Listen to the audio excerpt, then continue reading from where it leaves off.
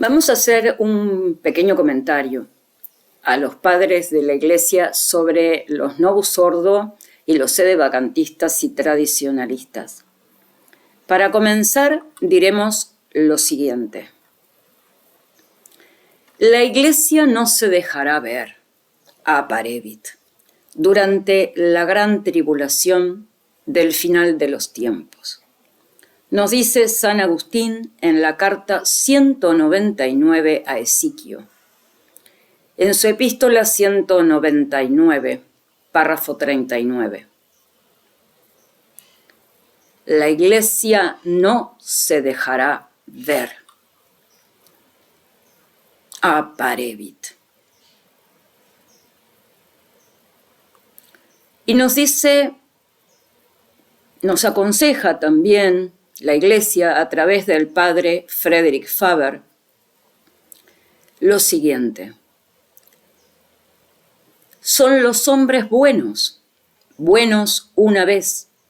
Debemos esperar que sean buenos todavía, los que van a hacer la obra del anticristo y tan tristemente crucificar al Señor de nuevo.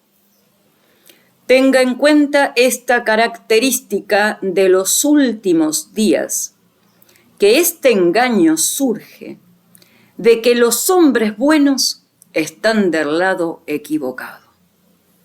Fin de la cita del padre Frederick Faber.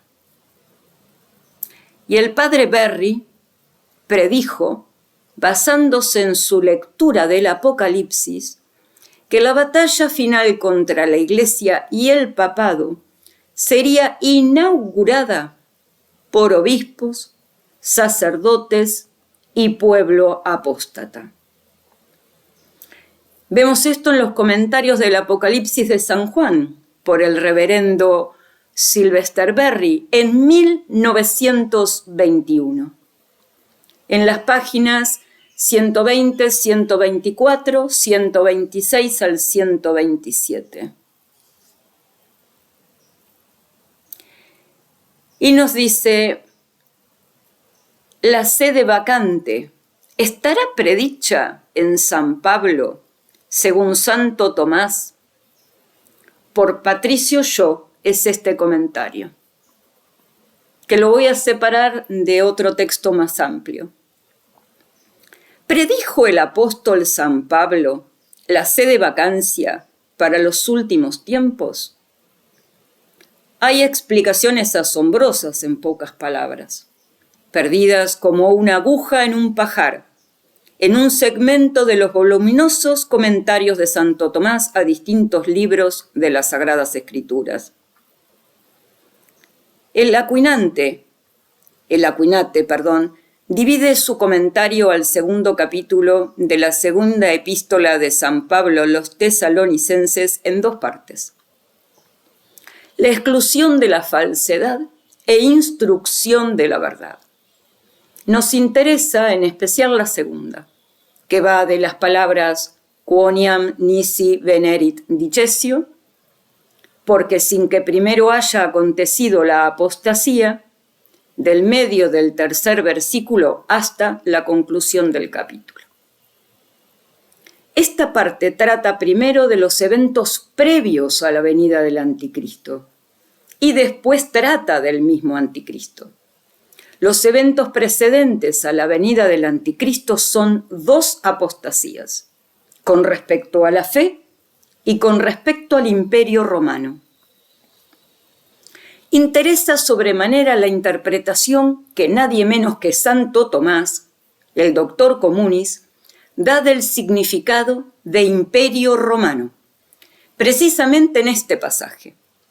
Él parte de la interpretación tradicional y agustiniana de Daniel, del capítulo 11, versículo 31, que se refería a 4 reinos que precedieron el adviento de Cristo.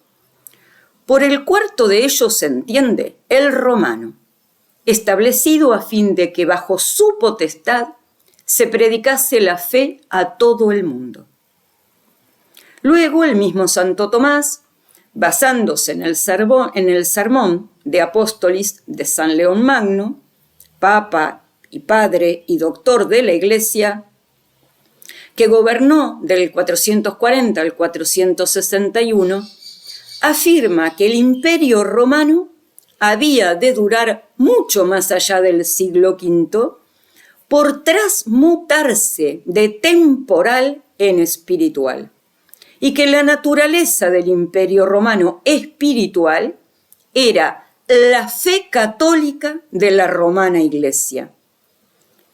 La palabra de ese sermón más relevantes al comentario tomista que estamos viendo son las siguientes. Estos, San Pedro y San Pablo, son quienes te han prometido a ti, Roma, a tal gloria que hecha una nación santa, un pueblo elegido, un estado sacerdotal y real, y la cabeza del mundo por la santa sede del bienaventurado Pedro, alcanzaste un dominio más amplio por el culto de Dios que por el gobierno terreno. Santo Tomás prosigue diciendo que la apostasía universal con respecto al Imperio Romano, en su fase espiritual, es signo conveniente de la proximidad del Anticristo, así como Cristo vino en el apogeo del Imperio Romano.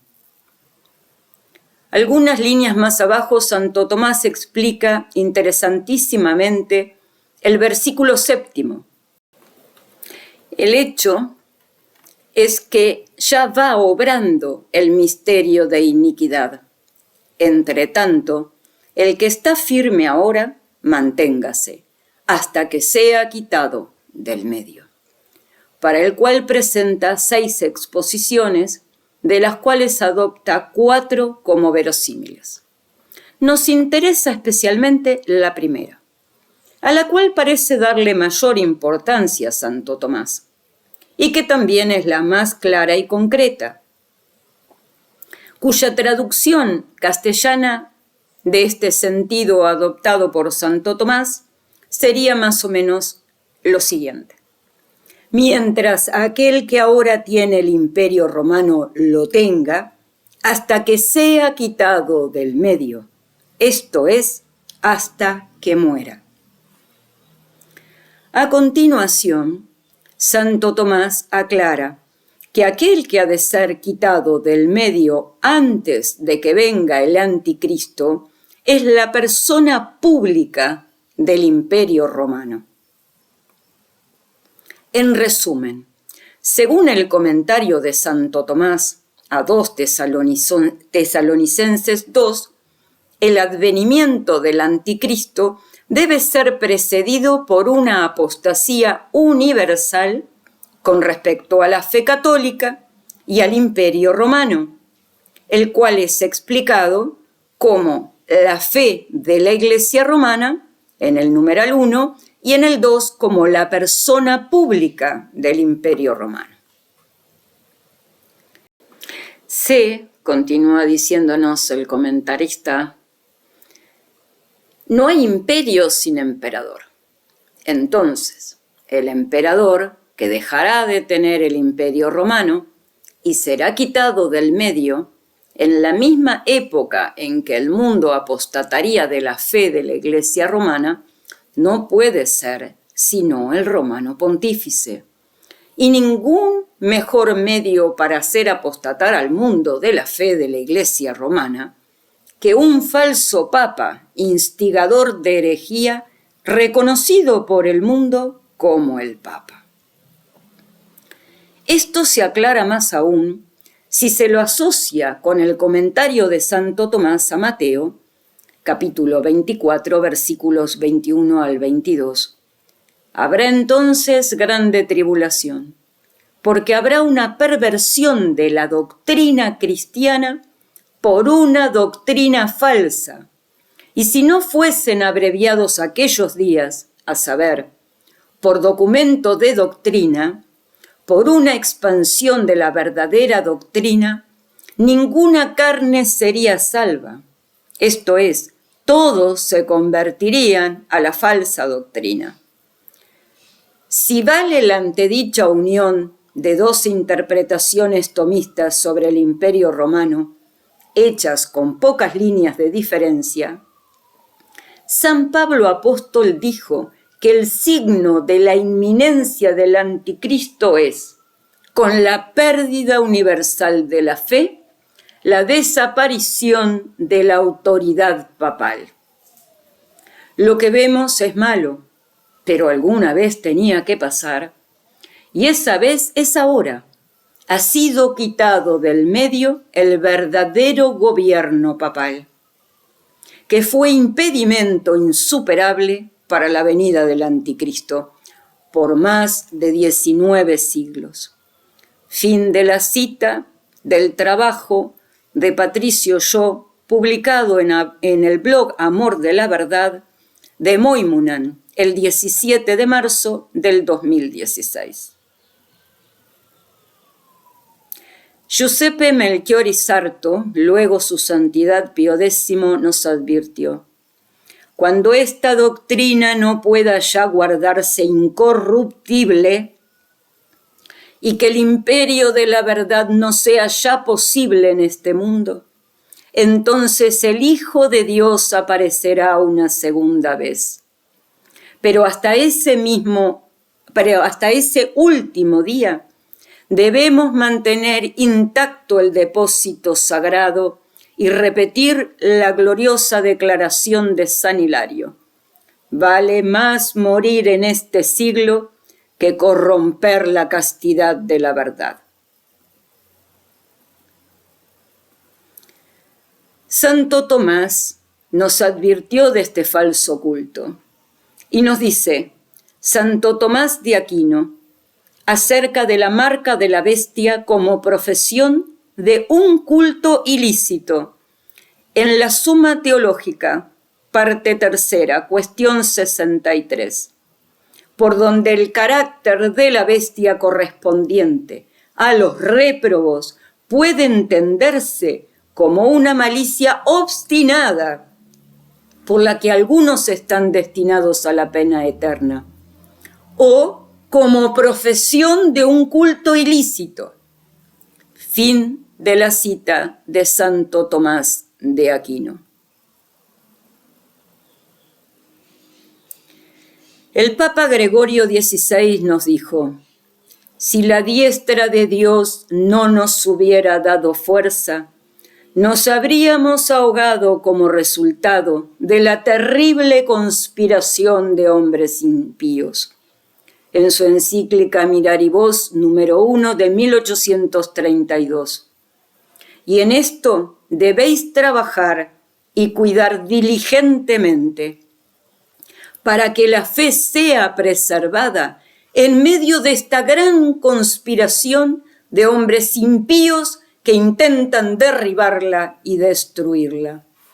Encíclica Miraribus, numeral 8 de 1832.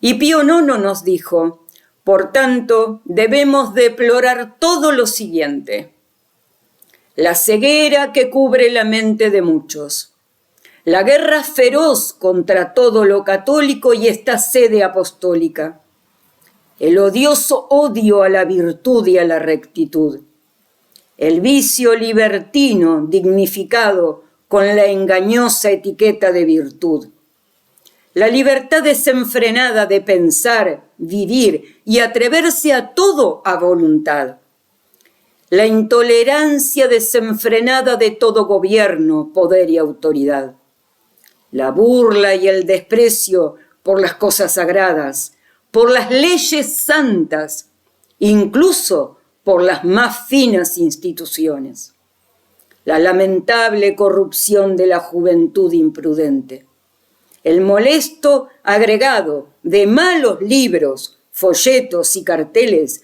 que vuelan por todas partes y enseñan el pecado, el virus mortal del indiferentismo y la incredulidad, la tendencia a conspiraciones impías y el hecho de que tanto los hombres humanos como los divinos son despreciados y ridiculizados.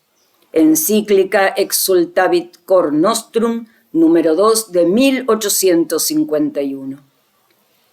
pero siempre venerados hermanos, ahora, sobre todo, en medio de tan grandes calamidades, tanto de la Iglesia como de la sociedad civil, en medio de una conspiración tan grande contra los intereses católicos y de esta sede apostólica, y en medio de una masa tan grande de errores, es totalmente necesario acercarnos con confianza al trono de la gracia, para que alcancemos misericordia y hallemos gracia con la ayuda oportuna. Encíclica Quanta Cura, numeral 9 de 1864, Pío IX. Y su Santidad León XIII nos dijo: deseamos que sea vuestra norma, ante todo, arrancar la máscara a la masonería y dejarla ver como realmente es, y mediante sermones y cartas pastorales para instruir al pueblo sobre los artificios utilizados por sociedades de este tipo para seducir a los hombres y atraerlos a sus filas, y sobre la depravación de sus opiniones y la maldad de sus actos. Encíclica Humanum Genus, número 31 de 1884. Basta recordar, dice, el racionalismo y el naturalismo, esas fuentes mortíferas del mal cuyas enseñanzas se atribuyen libremente por todas partes. Luego debemos agregar los muchos atractivos de la corrupción, la oposición o abierta deserción de la Iglesia por parte de funcionarios públicos, la audaz obstinación de las sociedades secretas, aquí y allá un plan de estudios para la educación de la juventud sin consideración hacia Dios. Encíclica Quod Multum número 3 de 1886. La persecución del cuerpo místico de Cristo, que es la Iglesia Católica, también está bien atestiguada por la oración a San Miguel Arcángel que el Papa León XIII promulgó el 18 de mayo de 1890 como parte de un exorcismo contra Satanás y los ángeles apóstatas. He aquí este enemigo primitivo y asesino del hombre ha cobrado valor, transformado en ángel de luz, vaga con toda la multitud de espíritus malignos, invadiendo la tierra para borrar el nombre de Dios y de su Cristo, para apoderarse, matar y arrojar a la perdición eterna a las almas destinadas a la corona de gloria eterna. Este malvado dragón derrama como un diluvio impuro el veneno de su malicia sobre los hombres de mente depravada y corazón corrupto, el espíritu de mentira, de impiedad, de blasfemia, y el aliento pestilente de la impureza y de todo vicio e iniquidad. Estos astutos enemigos han llenado y embriagado de hiel y amargura a la Iglesia, esposa del Cordero Inmaculado, y han puesto manos impías sobre sus más sagrados bienes. En el mismo lugar santo, donde se ha erigido la sede de San Pedro Santísimo y la cátedra de la verdad para la luz del mundo, han levantado el trono de su abominable impiedad, con el inicuo designio de que cuando el pastor haya sido golpeado, las ovejas puedan ser dispersadas. Fin de la cita al exorcismo a San Miguel Arcángel de San León XIII. Lo que es especialmente notable en esta oración es que el Papa León, quien la compuso, hace referencia explícita al lugar santo, donde se ha erigido la sede del Santísimo Pedro y la cátedra de la verdad para la luz del mundo. Allí, dice, los diabólicos enemigos de la Iglesia han levantado el trono de su abominable impiedad, con el inicuo designio de que cuando el pastor haya sido herido, las ovejas se dispersen, en alusión a Zacarías 13, versículo 7 y a Mateo 26, versículo 31. ¿No es esto exactamente lo que hemos visto suceder desde la muerte del Papa Pío XII? Del cónclave que debía elegir a un sucesor surgió en cambio un antipapa, Juan XXIII, que puso en marcha una nueva religión con una jerarquía falsa, golpeando al pastor, el Papa, y eclipsando a la Iglesia verdadera, sustituyéndola, usurpándola. Como profetizado en Apocalipsis 12 según el padre Sylvester Berry, que dice que una gran apostasía, un alejamiento de la fe debido a una seducción causada por una operación de error, 2 Tesalonicenses 2, versículo 10, con falsos cristos y falsos profetas, y señales y prodigios mentirosos, según Mateo 24, 24. Y una pasión mística afligiría a la Iglesia católica antes de la segunda venida de Cristo. Nos dice Sylvester Berry, es parte integrante del depósito de fe recibido de los apóstoles, quienes a su vez lo recibieron de nuestro bendito Señor. Y como decíamos, San Agustín nos advirtió, la Iglesia no se dejará ver, aparevit, durante la gran tribulación del final de los tiempos. Para entender esto que sostenemos, refiero a los siguientes artículos para su lectura. En un artículo publicado en el blog Amor de la Verdad de Moimunan el 3 de noviembre del 2021, escribe: este importante artículo que alude a la carta de San Agustín al obispo Esiquio, en la que dice que durante la gran tribulación de la que habla Jesús en el capítulo 24 de San Mateo, y en cuyo comienzo estamos desde que se inició el interreño de sede vacante con el herético falso Papa Roncalli Juan XXIII, establece que la Iglesia no será visible, no aparecerá, non apparevit, según el importante texto de San Agustín en la carta citada. Esta falta de visibilidad de la Iglesia se muestra en su carencia del sacrificio del altar, la Santa Misa, de sacramentos, de jerarquía y sacerdocio, de templos y de un papa que sustentase como roca todo lo anterior. En una palabra, se muestra en su carencia de visibilidad. A ello se refería San Atanasio cuando echó en cara a la secta arriana: vosotros tenéis los templos, nosotros la fe. Aunque en aquel momento la Iglesia no llegó a ser la Iglesia de la fe, como lo es la Iglesia de nuestros días. Y antes de dar paso al análisis de San Agustín, deberíamos retener esto: vosotros tenéis los templos, nosotros tenemos la fe. San Atanasio Arrio. Y dice Moimunan, para concluir esta parte, aunque en aquel momento la Iglesia no llegó a ser la Iglesia de la fe, como lo es la Iglesia de nuestros días. Cierro paréntesis y digo un comentario personal. ¿Acaso no es la nuestra? ¿En qué nos sostenemos? En la fe. La Iglesia está ahora en la fe de la Iglesia. A la Iglesia, con la Iglesia y por la Iglesia. Y sin la Iglesia jamás. Y contra la Iglesia menos. Cierro comentario personal.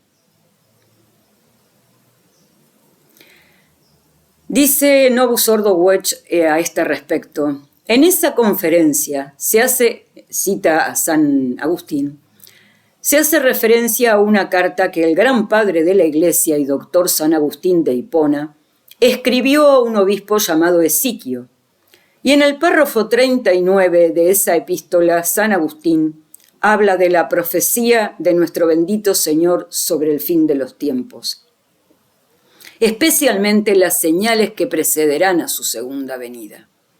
Mateo 24, Marcos 13, Lucas 21.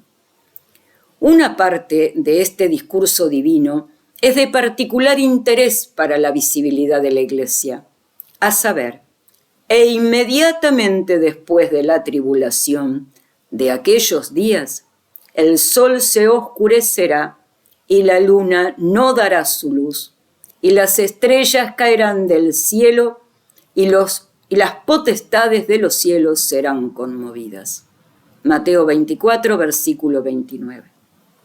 El santo doctor comenta lo siguiente: de todos modos, creo que estos desarrollos proféticos se entiendan mejor con respecto a la Iglesia, no sea que el Señor Jesús, con su segunda venida acercándose, parezca haber predicho como de gran importancia desarrollos que estaban listos para suceder en este mundo, incluso antes de su primera venida.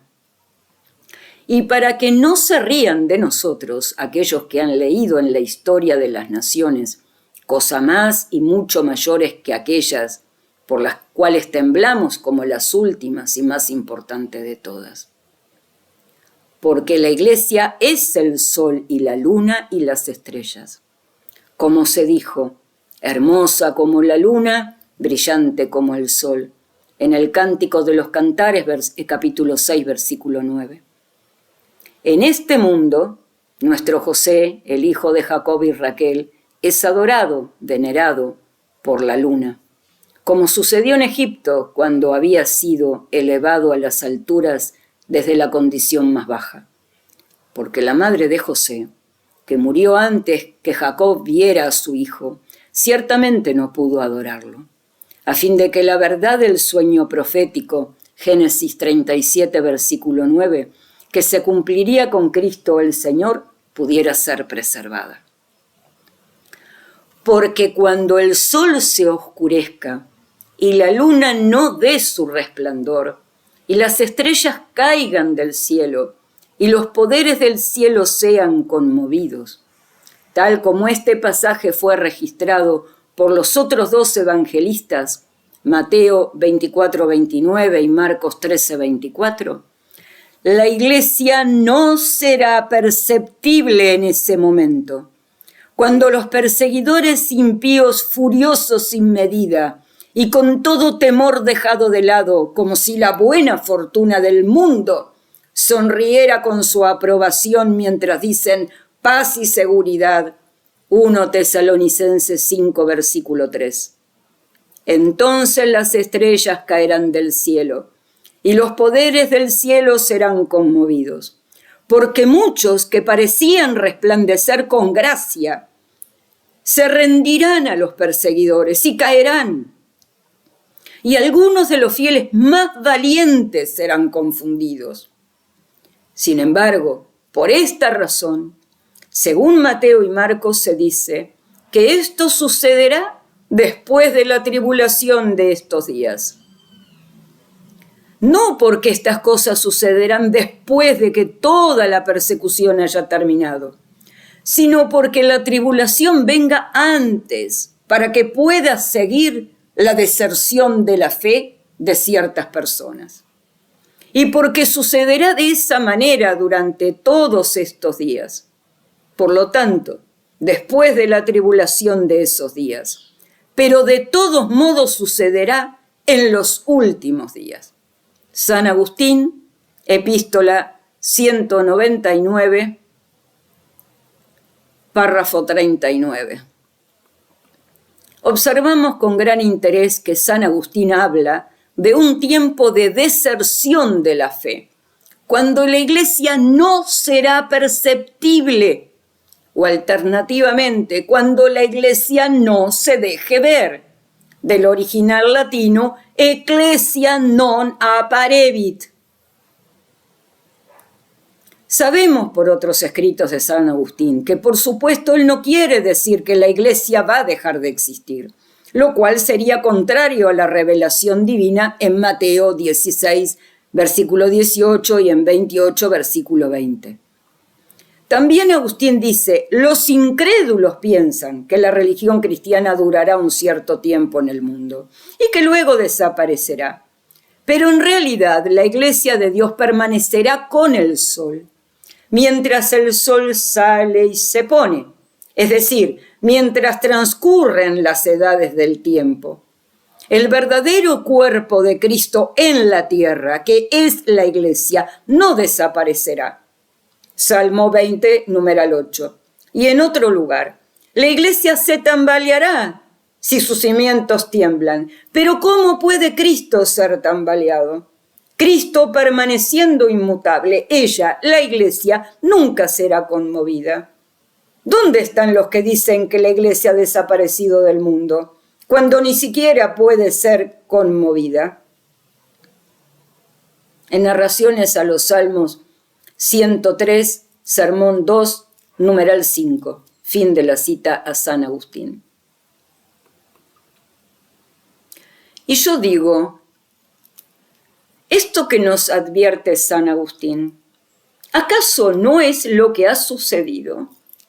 La iglesia no es visible, sin embargo la iglesia existe.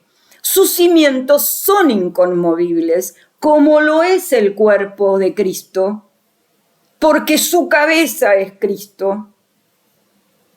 Y sus fundamentos siguen vivos, solo que hay que verlos y descubrirlos en la fe. La fe, esa que está siendo probada. La fe. ¿Creemos en la palabra de Dios? La fe por la cual fueron probadas nuestros padres Adán y Eva, y la obediencia por la cual ellos, descreyendo de lo dicho por Dios, con su falta de fe y de confianza en los dichos de Dios, cayeron. Nosotros somos la iglesia de la fe. La iglesia de la fe se sostiene en aquellos que creen sin ver. Benditos sean los que creen sin ver. ¿Por qué lo habrá dicho Dios a Santo Tomás cuando le hace poner la mano en su llaga a la desconfianza e incredulidad de Santo Tomás en aquel entonces? ¿Por qué será? Pero volvemos a la máxima que tenemos que tener presentes, permanentemente presentes. La dicha y sostenida por el padre Friedrich Faber para este tiempo, que no lo dijo porque sí allá por 1861, en nada menos que un sermón, en el tiempo de Pentecostés.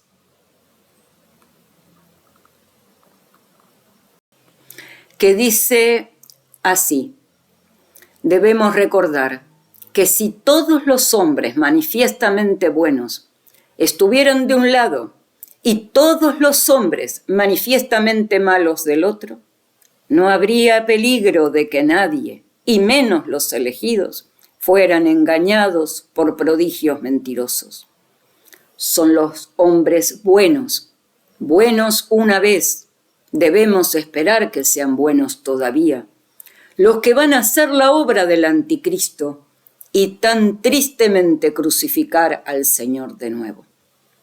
Tenga en cuenta esta característica de los últimos días, que este engaño surge de que los hombres buenos están del lado equivocado. Fin de la cita del padre Faber. Y con ello en mente continuamos ahora con más de lo que nos advirtió ya la Iglesia a lo largo de toda su historia y su vida para estos tiempos, para nosotros y todos aquellos que quieran seguir al verdadero Cristo, al reino que nos aguarda. Haciendo un resumen, dice el cardenal Henry Edward Manning, el anticristo y el movimiento anticristiano tiene estas notas. Primero, el cisma de la Iglesia de Dios. En segundo lugar, la negación de su voz divina e infalible. Y en tercer lugar, la negación de la encarnación.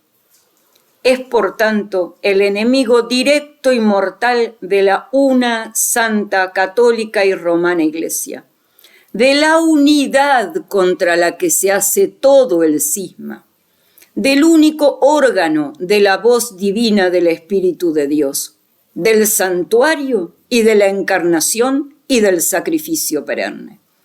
Fin del extracto del cardenal Henry Edward Manning.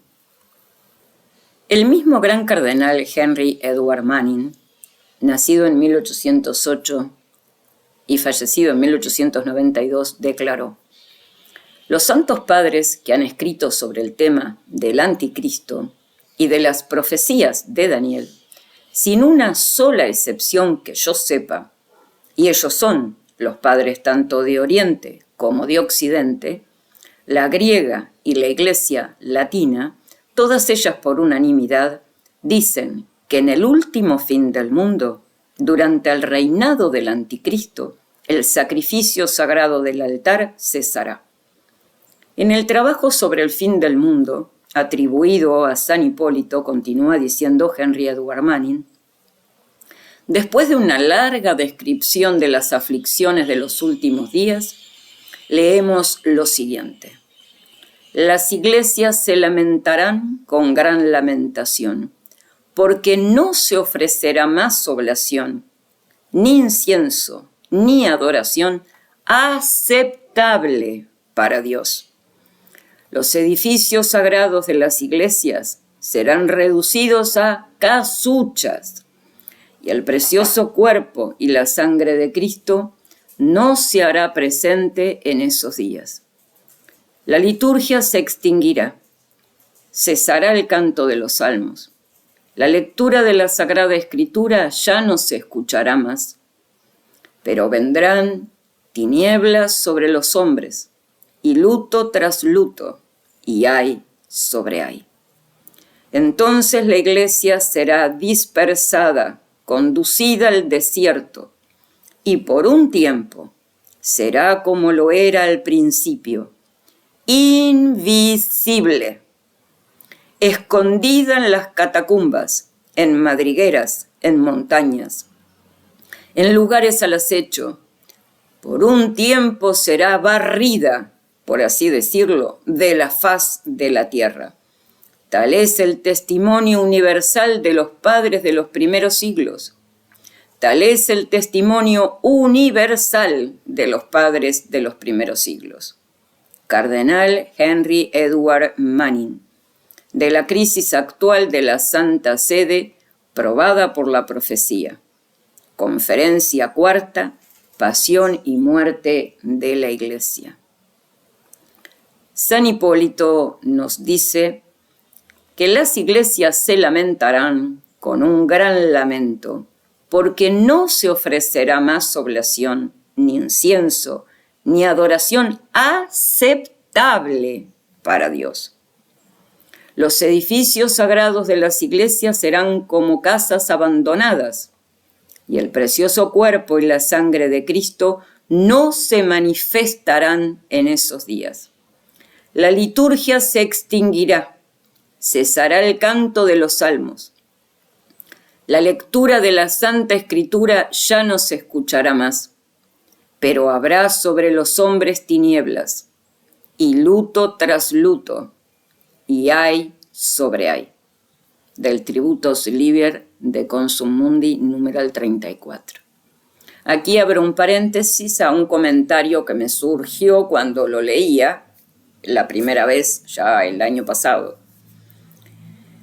San Hipólito, y esto es tomado por el cardenal Manning, dice lo siguiente, que las iglesias se lamentarán con un gran lamento, porque no se ofrecerá más oblación, ni incienso, ni adoración aceptable para Dios.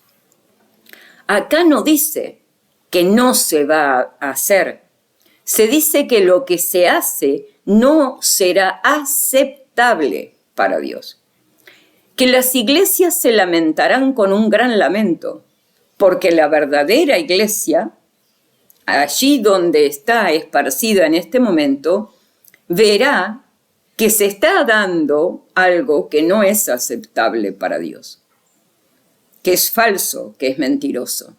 Eso es lo que sucede desde Roncalli a la fecha, y más específicamente desde el 8 de diciembre de 1965 a la fecha, y aún más desde abril de 1969 con el Novus Ordo Missa.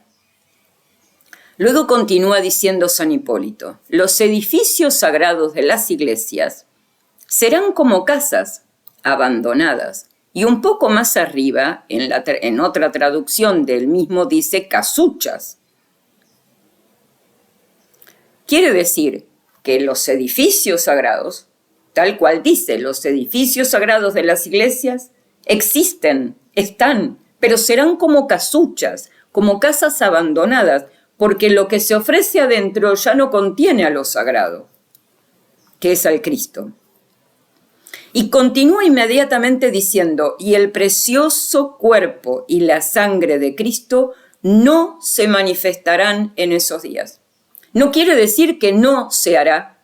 Una vez más, dice: el precioso cuerpo y la sangre en eso que se hace hoy no se manifestará en esos días. Porque lo que se hace no es agradable a Dios, porque es falso, no le pertenece. La liturgia se extinguirá, porque el rito verdadero, la Santa Misa, dejará de ser sacrificio perpetuo para hacer cualquier otra cosa, como es el caso a partir de 1965.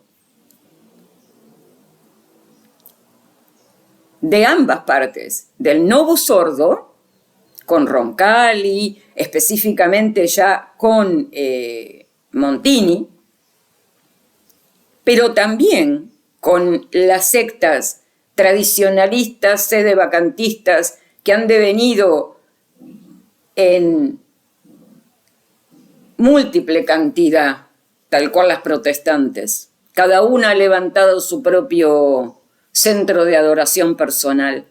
Y todo esto no es agradable a Dios. Lo dice San Hipólito y lo dice Manning, que toma a San Hipólito, que es del tercer siglo. La liturgia se extinguirá. Sí, ya no existe más. No es que pasará que algunos la hagan. En algunos sitios habrá un cura vago como Ramiro Rivas que la hará. O un Juan Carlos Seriani que la hará, perteneciente al lefebrismo. O una sociedad de Trento que la hará. O algunos pertenecientes a otros lados que no son la sociedad Trento y que pertenecen al linaje de Tuc, que la hará. No, acá dice que cesará, porque la verdadera liturgia cesará. Y lo que se hará no es agradable a Dios. Y Dios no se manifestará en el cuerpo y la sangre. Y las casas, los edificios sagrados, que antes eran sagrados, porque eran para gloria de Dios en su manifestación entre los hombres, para la salvación de los hombres después, no existirá más. Y esos edificios ya no tienen sentido. Dejó de contener lo sagrado. Dice: cesará el canto de los salmos. La lectura de la Sagrada Escritura ya no se escuchará más. Claro, ¿cómo se va a escuchar la Sagrada Escritura? Se leerá, pero no se escuchará. El Espíritu Santo no entrará por el oído al hombre para sacudirlo en lo divino y enseñarlo y guiarlo, porque lo que se enseñará es una traición a las Escrituras. Es una, como le llamó Montini, una nueva economía del Evangelio. Pero habrá, dice, sobre los hombres. O sea, si bien todo eso, toda la verdad ya no existirá, en eso que se hará, en eso que se manifestará, habrá tinieblas, la operación del error. Las tinieblas de la operación del error que bajó sobre la humanidad. Castigo de Dios sobre los hombres por su traición de no haber amado a la verdad y haber amado a la iniquidad. Como dice en Daniel, y habrá luto tras luto, y hay sobre hay. Desde aquel entonces a la fecha, no ha parado de haber un horror sobre la humanidad por parte del abrazamiento de la humanidad al error y la mentira. Uno no puede dejar de ver cómo se ha multiplicado la perversión, la degradación, la depravación. Hoy la muerte, hoy la persecución, hoy la tortura del más inocente en el lugar más santo que es el vientre de una mujer, se lo considera derecho humano inalienable. Luego de eso, ¿qué se puede esperar cuando la degradación de derecho humano se considera la muerte, a la tortura, al secuestro y a la supresión y a la desmembración de un ser humano, indefenso absolutamente, en el lugar que más debería ser de custodia de su vida? ¿Cómo podemos pretender que de ahí en más no sobrevenga el horror? Las tinieblas caigan sobre la humanidad y la humanidad que no ve porque en un punto no quiere en su corazón ver la verdad, se niega y se resiste y se ha puesto a sí misma como valor en vez de a Dios, tendrá luto tras luto y hay sobre hay.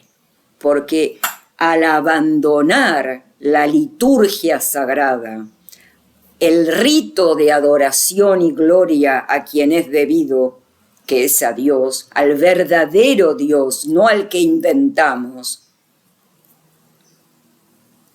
Cuando Dios se retira y retira a aquel que había puesto como límite y parate a las fuerzas del mal, que es a su vicario, porque Él se pone en ese vicario como detención de las fuerzas del mal, que serán su iglesia, todo está librado a que las fuerzas de Satanás reinen durante ese tiempo que permite Dios que así suceda. Pero es lo que vivimos detallado con lujo de detalle, minucioso detalle por San Hipólito, retomado por el cardenal Manning, uno de los consejeros más queridos de su santidad Pío IX. Si habrá que escuchar y estar atentos. Fin de mi comentario. Y continuamos con el comentario de los santos y de los papas. Ahora llega el turno del Papa Pío XII, que nos dice: llegará un día en que el mundo civilizado, léase la sociedad católica, negará a su Dios, cuando la Iglesia dudará, como Pedro dudó. Estará tentada a creer que el hombre se ha convertido en Dios. En nuestras iglesias, los cristianos buscarán en vano la lámpara roja donde Dios los espera. Y al igual que María Magdalena, llorando ante la tumba vacía, preguntarán: ¿dónde lo han llevado?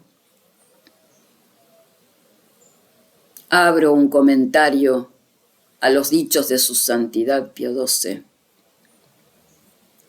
¿No es esto, junto con lo que expresa San Hipólito y toma el cardenal Manning, lo que en efecto ha estado pasando?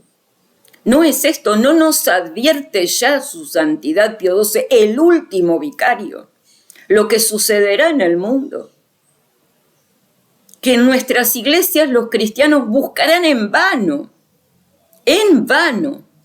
la lámpara roja donde Dios los espera. ¿Qué es la lámpara roja donde Dios los espera? El lugar donde estaba el Santísimo sacrificio del altar, resguardado, donde uno podía ir, contemplarlo, estar ante su presencia, humillarse ante su presencia en son de adoración, y desde donde uno recibía la gracia inmerecida del amor de Dios para su salvación. No, yo no lo he visto jamás. No, nosotros desde 1958 a la muerte de su santidad Pío XII no lo hemos vuelto a ver jamás.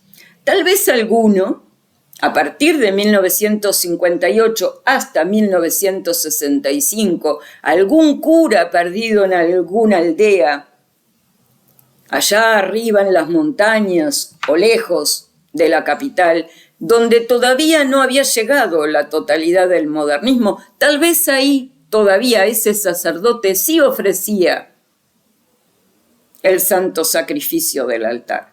Pero poco a poco, hasta 1965, el 8 de diciembre, con el breve de Montini, que pasa como promulgación a que todo el mundo católico, bajo condena de anatema de no seguirlo, tenía que afiliarse a la nueva religión acatólica, hereje, la del anticristo, el Novus Ordo,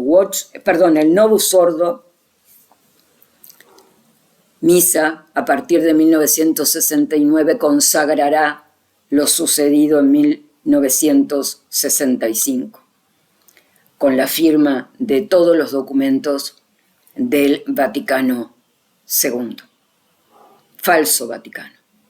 Y Dios nos dice, a través de su vicario, que al igual que María Magdalena, los verdaderos católicos, llorando ante la tumba vacía, en ese lugar donde se supone estaba el Cristo, en el santuario, en el lugar de adoración del sacrificio perpetuo, se preguntarán, ¿dónde lo han llevado? Porque allí ya no estará más. Más claro, échale agua. Y continúa ahora diciéndonos San Irineo de León, destacado teólogo cristiano del siglo II. Entre otras cosas, San Irineo es casi inmediato en el tiempo de los apóstoles. Es el segundo de San Juan.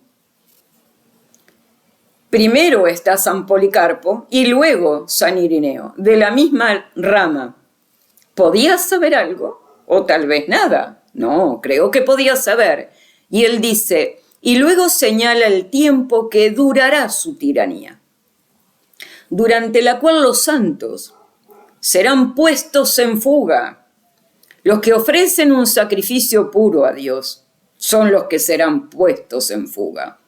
Y en medio de la semana, dice, el sacrificio y la libación serán quitados y la abominación desoladora estará en el templo.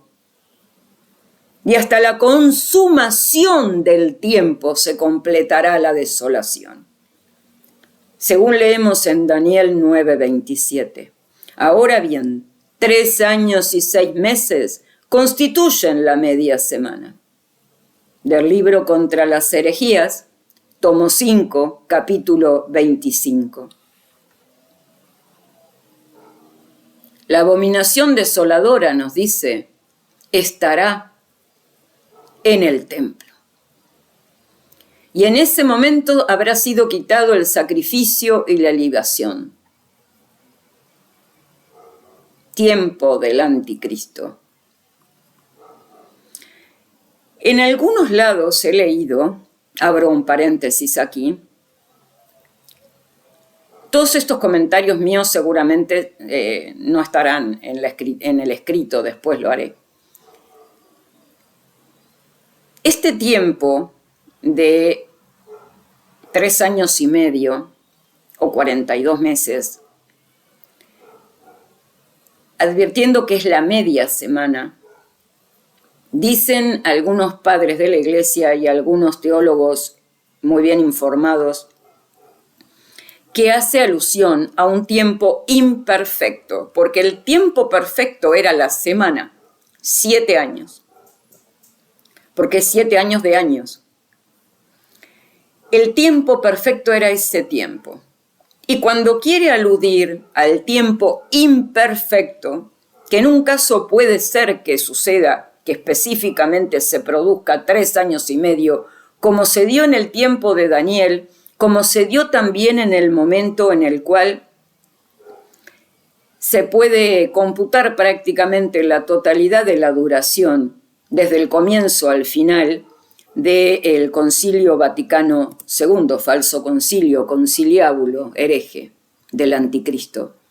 Sin embargo, se dice que en realidad los 3 años y medio hacen a decir que es un tiempo imperfecto. Entre ellos, por ejemplo, Esiquio, el obispo, que le escribe a San Agustín, que es discípulo además de San Agustín. Le escribe diciendo sobre que no podemos aludir, ni nosotros estipular, él habla de sí, nosotros menos evidentemente, no podemos estipular un tiempo exacto, ¿sí?, de duración de ese tiempo de la gran tribulación. ¿Por qué? Porque solo Dios lo sabe. Y lo que se nos dice es que ese tiempo será acortado por la gracia de los elegidos, porque si no, ni los elegidos se salvarían. Quiere decir, en este caso Esiquio nos lo dice, que los 3 años y medio hacen alusión a un tiempo abreviado de duración de esta gran tribulación y de desolación que se completará hasta la llegada de la parusía, es menor que lo que sería si Dios lo hubiera permitido llegar hasta el final. Y que además de ser menor, ese tiempo de duración es la norma acotada, por lo cual nadie puede atreverse a decir en cuánto tiempo, cuáles años, entre qué plazo y qué plazo, qué año y qué año, qué mes y qué mes. Teniendo que saber que como será abreviado y es acotado, es la gracia del cielo la que lo hace posible, pero que nosotros debemos y tenemos que estar alerta a ver a la desolación de la abominación en el lugar santo, para huir de ahí, como nos dice Dios, huid de ella, pueblo mío, en Apocalipsis. Bueno, fin de mi comentario. Seguimos ahora con San Nicolás Bonfle, del siglo XV. Dice, la Iglesia será castigada porque la mayoría de sus miembros, altos y bajos, se volverán muy pervertidos. La Iglesia se hundirá más y más hasta que por fin parezca que se ha extinguido y que la sucesión de Pedro y los demás apóstoles hayan expirado.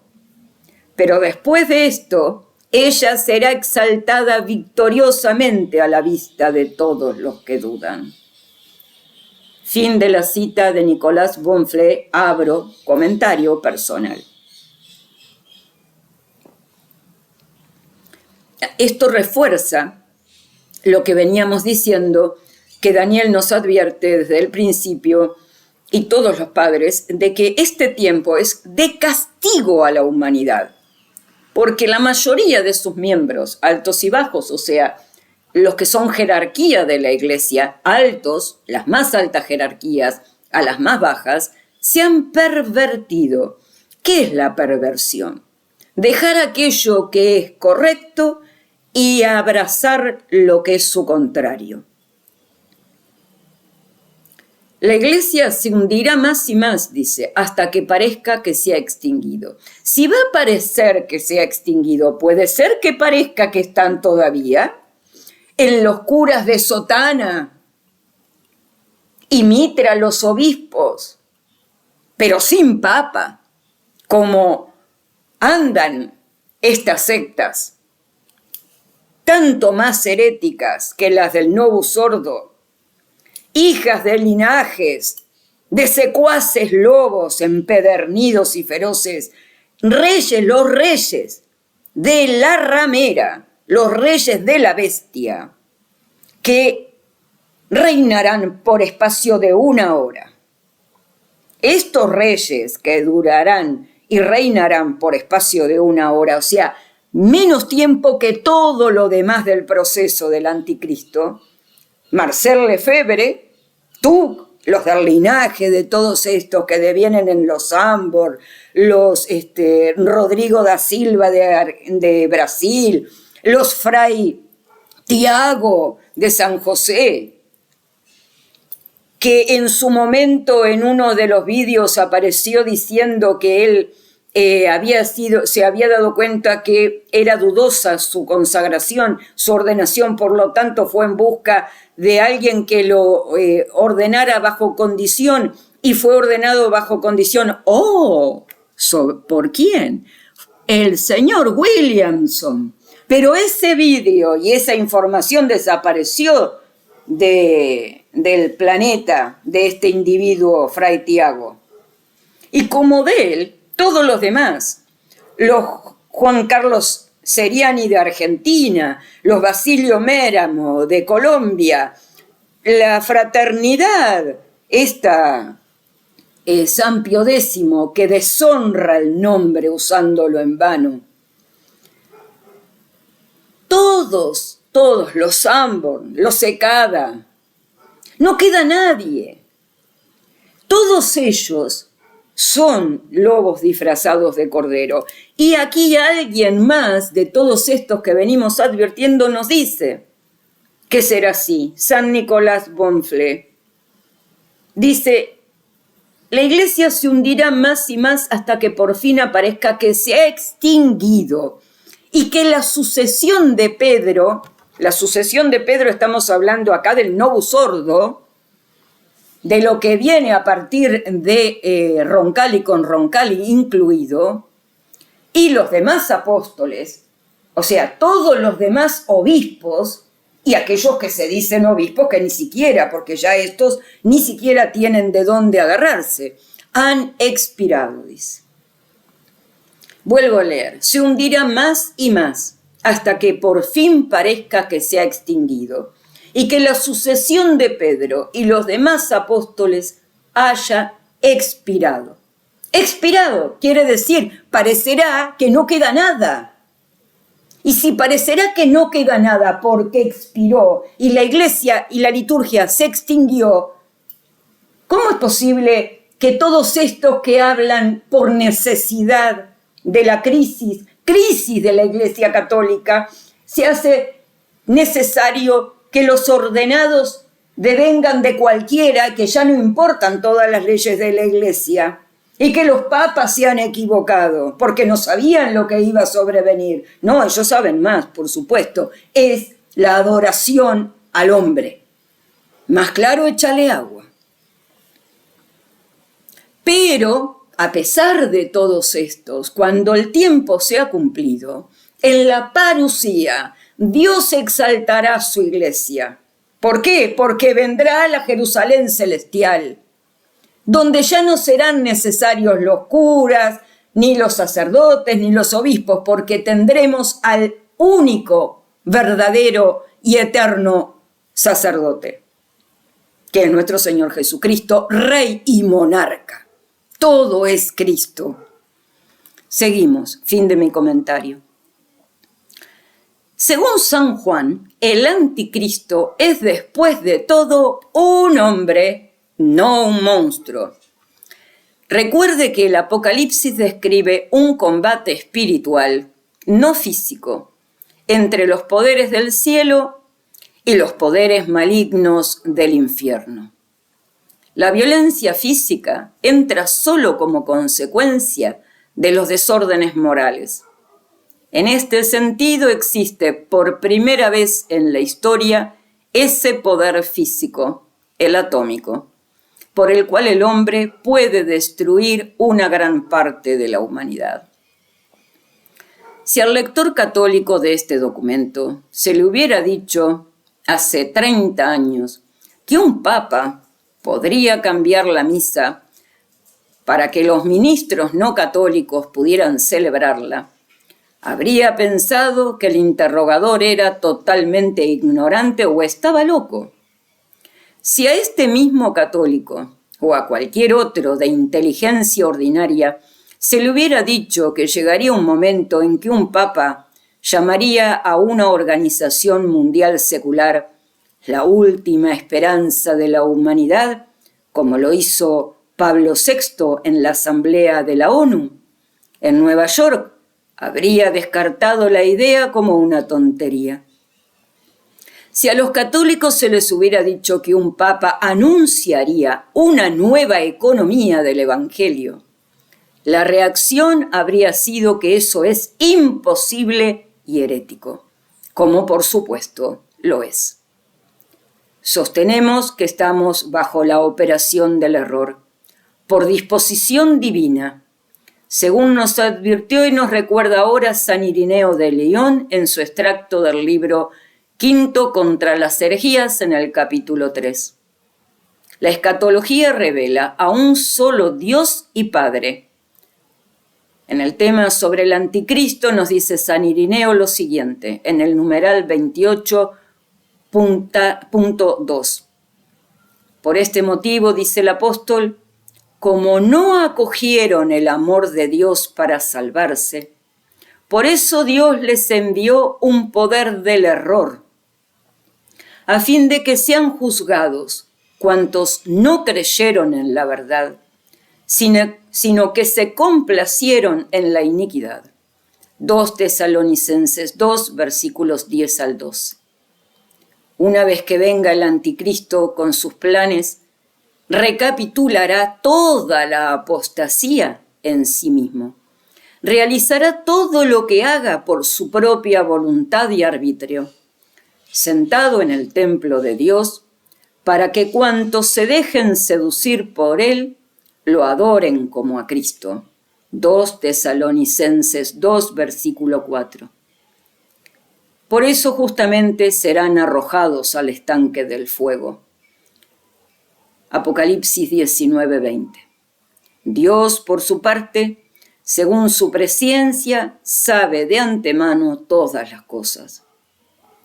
Y a su debido tiempo enviará a quien debe cumplir estas cosas, para que crean en la falsedad y se condenen todos aquellos que no creyeron en la verdad, sino que se entregaron a la maldad.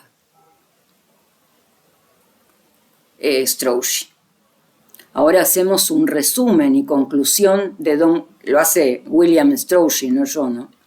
Que venía diciendo estas cosas. Las obras de Satanás son principalmente la confusión y la división. La religión del anticristo es, por tanto, de total oposición a Cristo y a su verdad, a la unidad de su orden divino. Él hará dentro de la Iglesia, en todo el mundo, lo que hacen muchos promotores de la división, los muchos anticristos del Evangelio de San Juan. Han hecho en una escala limitada y lo hará pretendiendo una visión nueva y más alta que las de los verdaderos papas. Como he mostrado en la primera parte de esta carta, esto es conforme a las pretensiones de aquellos a quienes los verdaderos eruditos han llamado gnósticos. Nadie puede negar que desde la venida de Pablo VI, la unidad católica se ha desintegrado, de modo que ahora tenemos progresistas, pentecostales, falsos videntes, falso misticismo, extremadamente engañoso, y varias decenas de sectas tradicionalistas, incluida la del obispo francés jubilado, arriba aludido, que como papa virtual o de reserva ha fundado su propia iglesia internacional, con seminarios y todo. También están los moderados, que aceptan más o menos la nueva religión, que más o menos apoyan a Pablo VI. Fin del comentario de Strauchy. Ahora, para finalizar este compendio de lo que será el siguiente audio-vídeo sobre mis comentarios a por qué efectivamente sostengo que es falso el Novus Ordo, la Iglesia Conciliar que está sentada en las estructuras del Vaticano,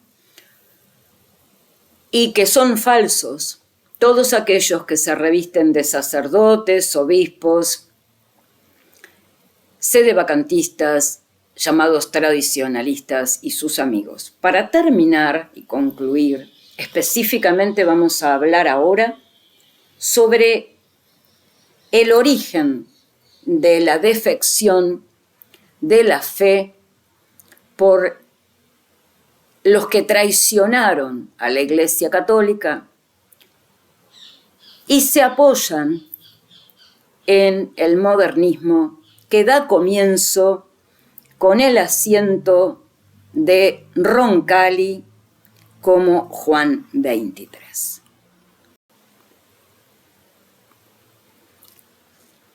La siguiente observación del padre Berry arroja más luz sobre esto. Es una cuestión de historia que los periodos más desastrosos para la Iglesia fueron tiempos en los que el trono papal estaba vacante, o cuando los antipapas competían con el jefe legítimo de la Iglesia.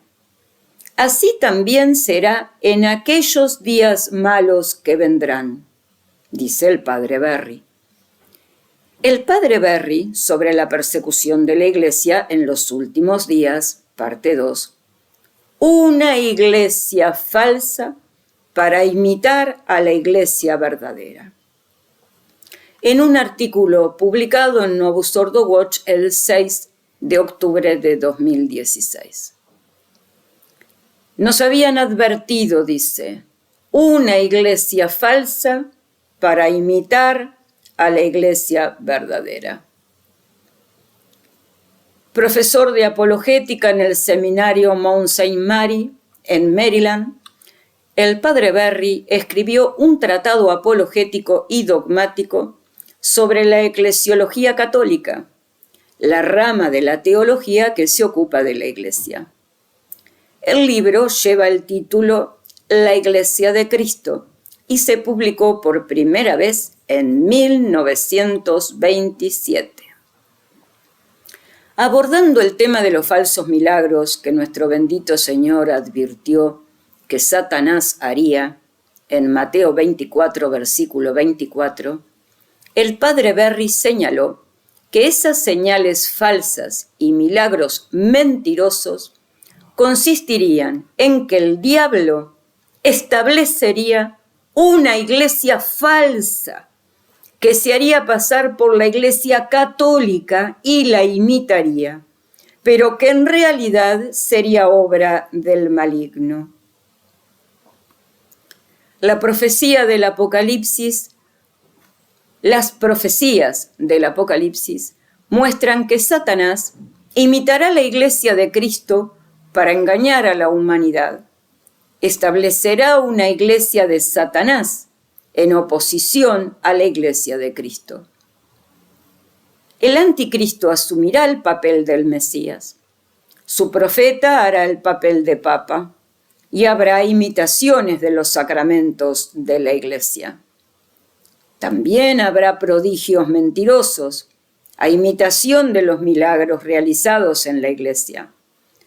Reverendo Sylvester Berry, La Iglesia de Cristo, un tratado apologético y dogmático, San Luis, en la página 119 de la edición de Herder Book and Company, 1927.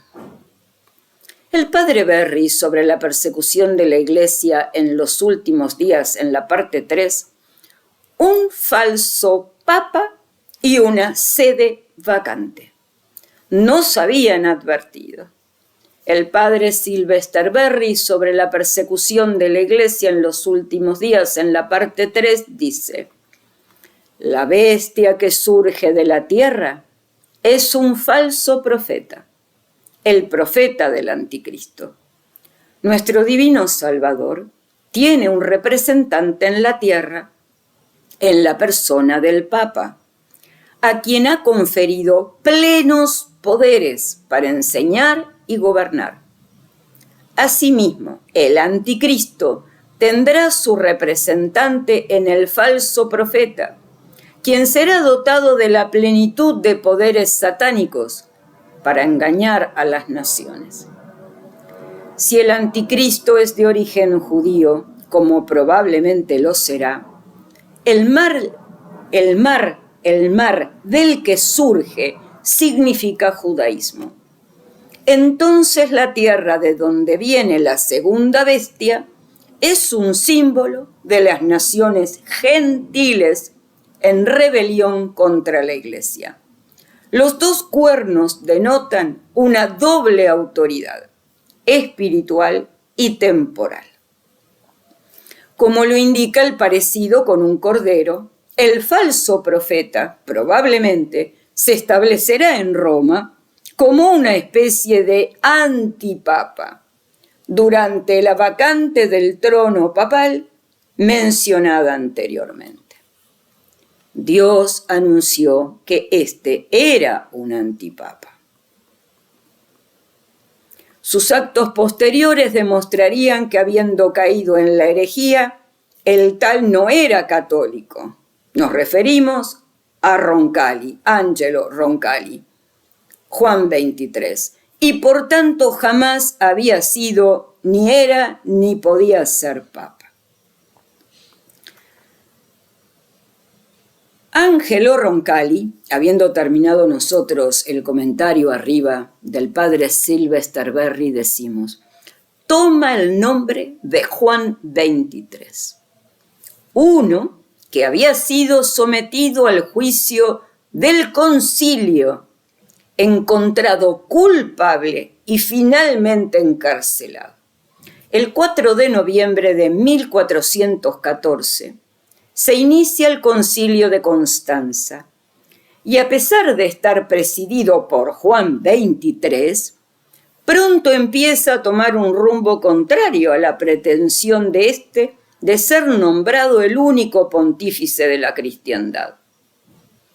Por ello decide huir de Constanza el 20 de marzo de 1415.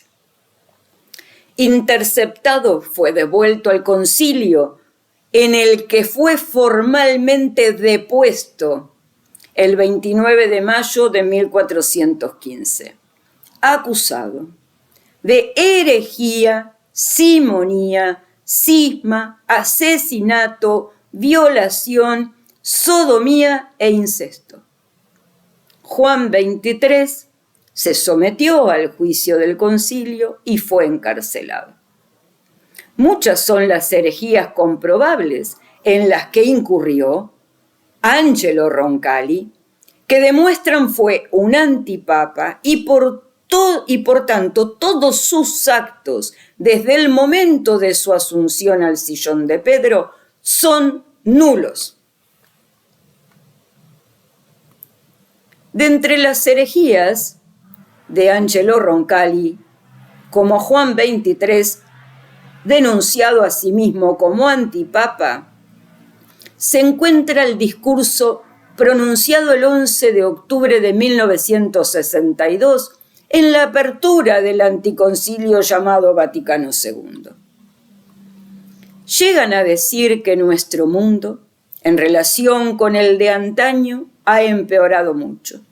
Se comportan como si no hubiesen aprendido nada de la historia, que es maestra de la vida, y como si en el tiempo de los concilios ecuménicos precedentes triunfasen plenamente el pensamiento y la vida cristiana, así como la justa libertad religiosa.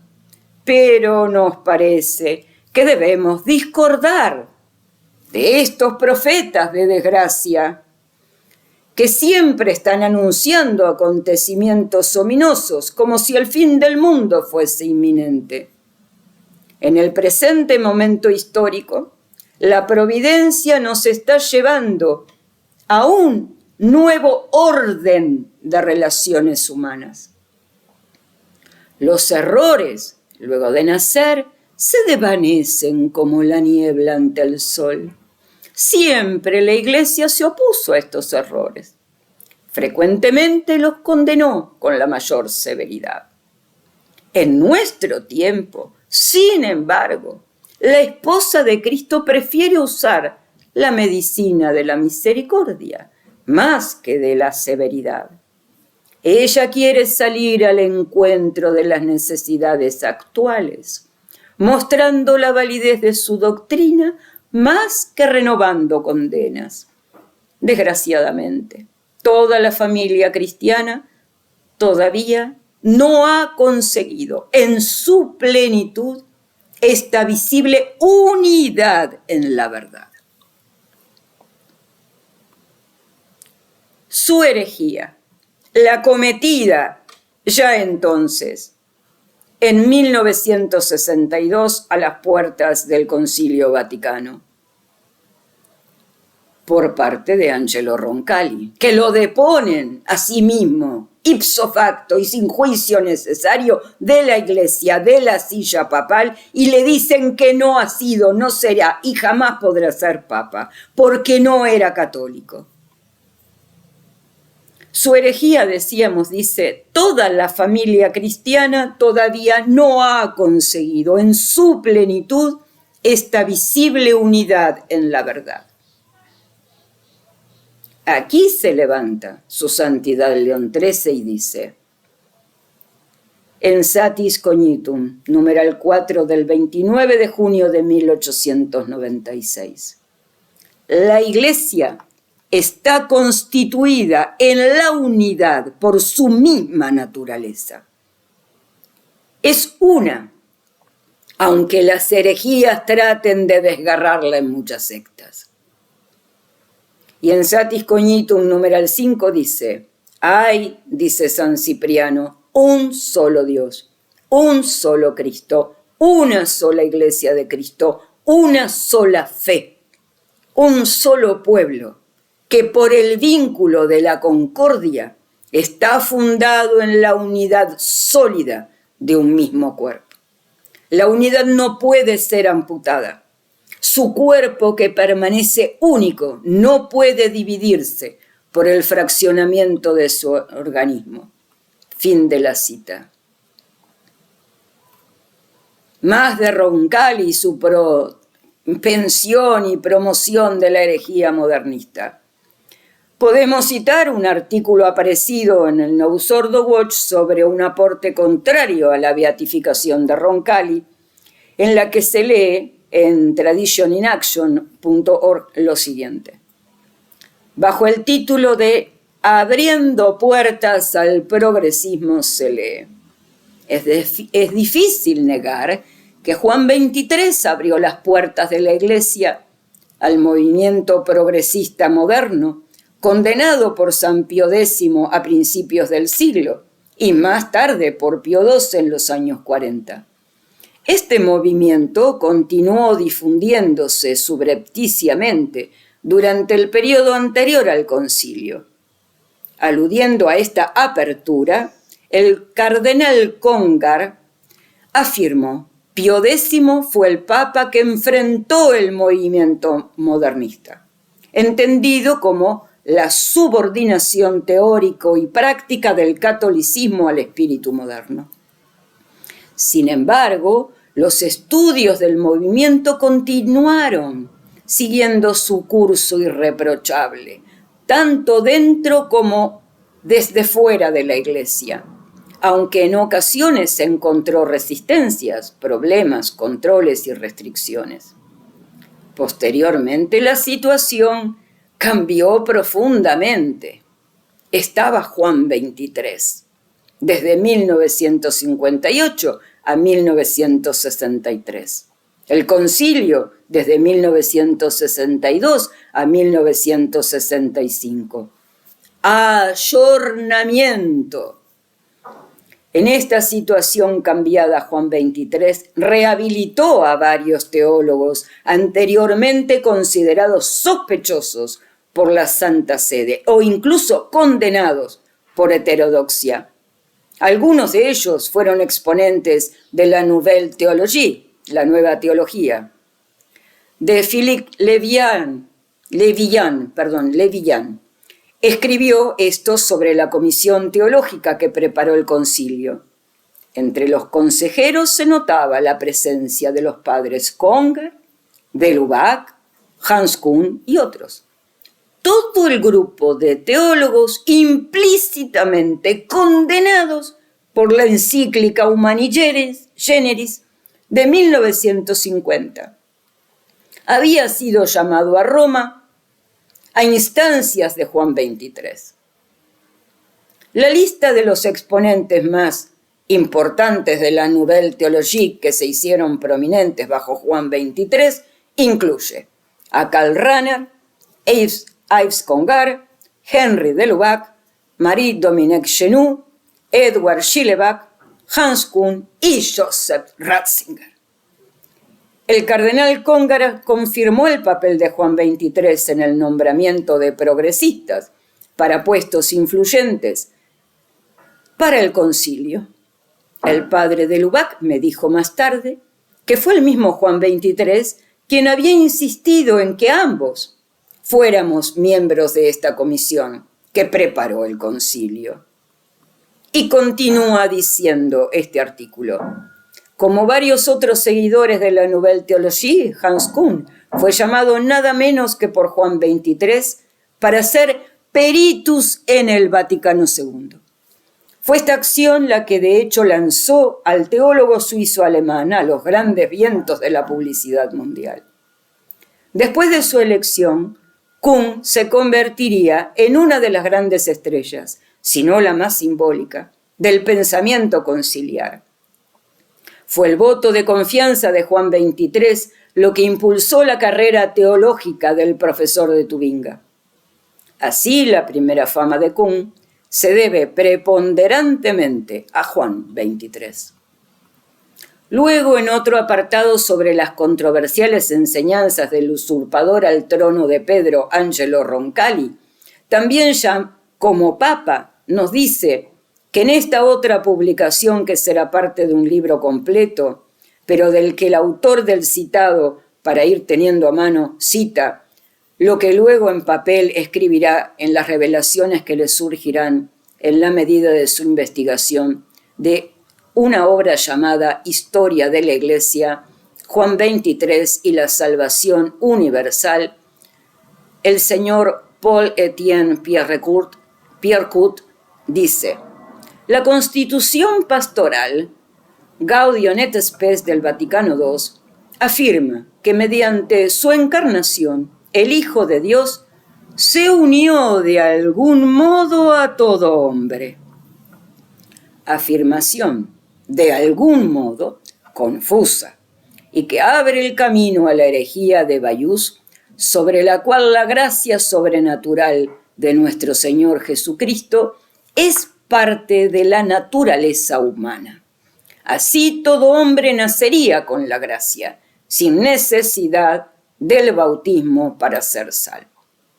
Esta confusión entre lo natural y lo sobrenatural fue particularmente la del padre Henri de Lubac, que creía que en el corazón mismo de la naturaleza humana existe un deseo innato de visión beatífica, error que contiene el germen de la herejía de Pelagio, que es decir, la negación del pecado original, así como un olvido puro y simple del infierno, considerado una vieja creencia obsoleta, lo que nos lleva, por tanto, a la conclusión modernista de la salvación universal.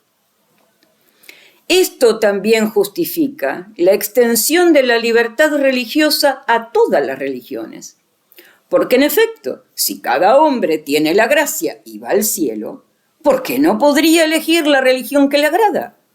Y si todos tienen este derecho, ¿qué sentido tiene convertir al prójimo? De ahí el ecumenismo, para obtener no la conversión, sino una paz utópica a través del diálogo interreligioso. Todos estos graves errores fueron transmitidos sobre todo por Juan Pablo II y se materializaron con su primer encuentro interreligioso en Asís en 1986, en el marco del Año Internacional de la Paz, organizado por la ONU. Mientras preparábamos, sigue diciendo este autor, de este folleto que va a ser libro, una vasta obra sobre Juan 23, grande fue nuestro asombro al descubrir lo que debía ser conocido desde hace mucho tiempo. Sus tres principales encíclicas, a saber, Ad Petri Cathedram, de 1959, Mater et Magistra, de 1961, y Pacem in Terris, de 1963, contienen esta enseñanza modernista de la salvación universal, sutilmente transmitida por Henry de Lubac, el mismo a quien Juan XXIII había nombrado también experto en teología en 1960 para la preparación del Vaticano II.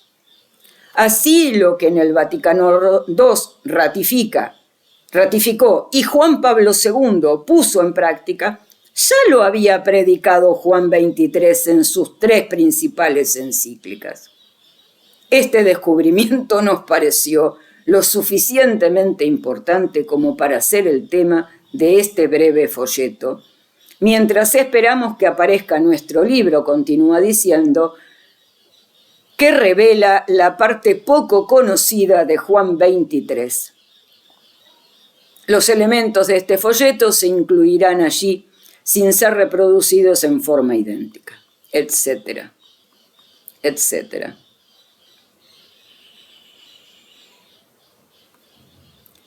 Es impresionante.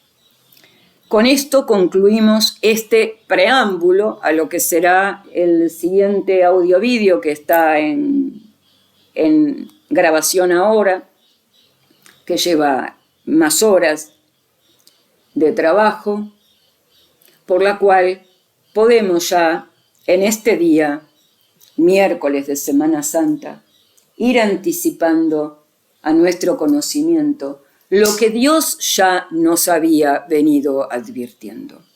Y a través de todos sus santos, de los padres de la Iglesia, de sus teólogos verdaderos, de sus santos vicarios, afirmando y confirmando con su pláceme, sus imprimatur, sus nil obstat, que son garantía de que no hay error ni herejía para las almas que las podría poner en peligro.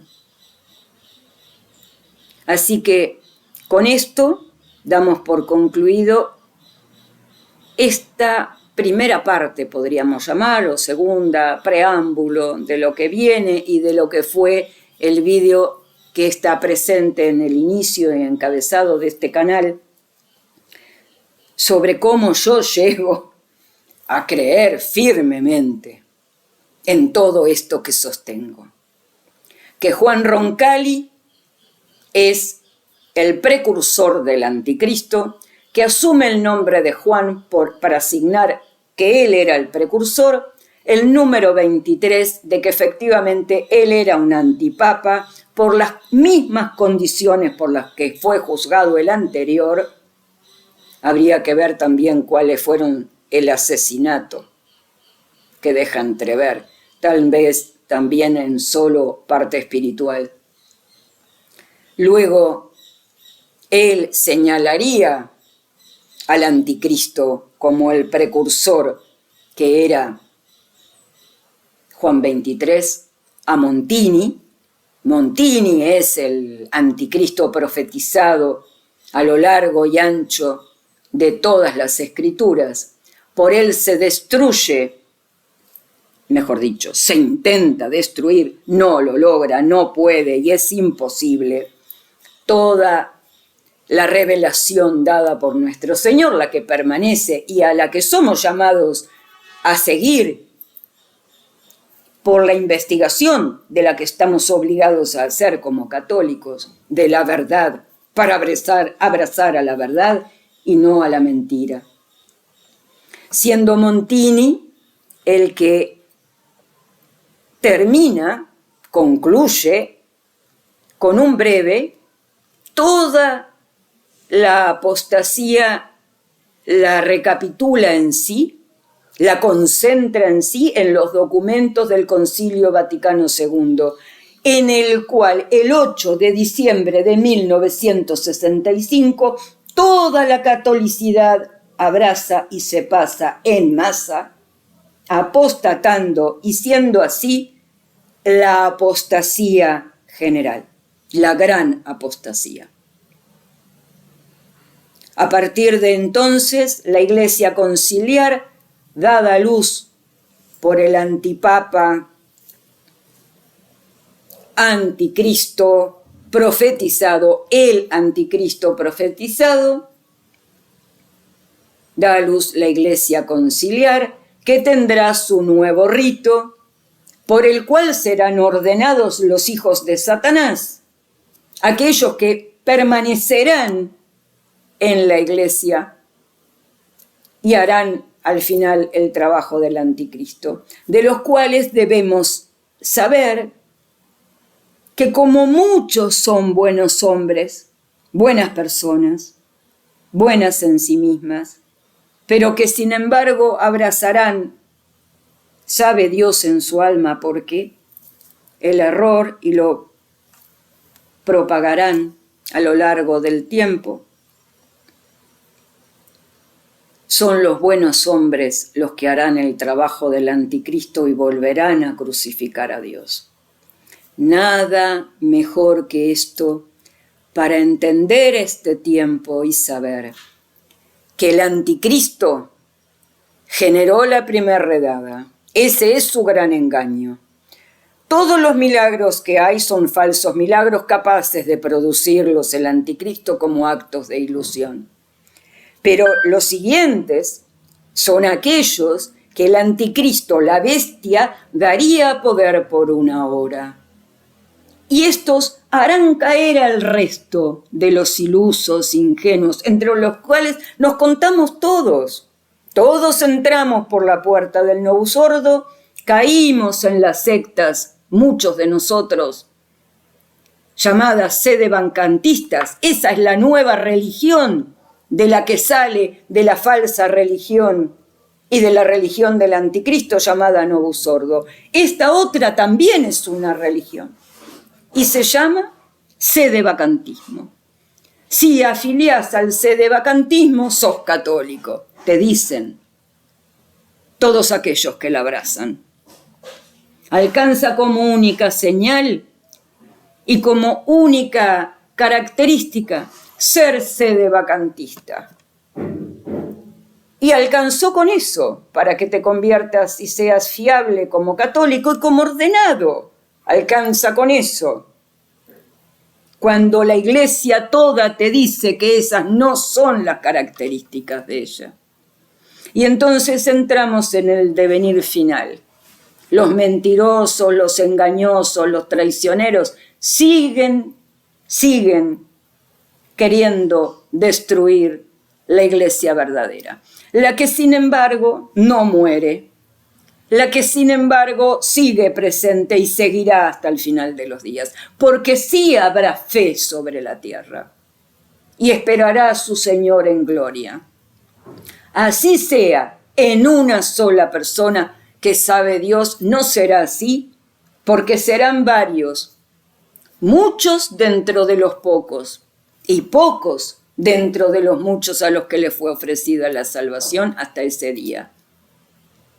Pero sin embargo, es con Moimunan, y lo sostengo, la iglesia de la fe, donde están todas las características visibles de la iglesia, en sus sacramentos verdaderos, en el sacramento espiritual, porque se adorará a Dios en espíritu y verdad.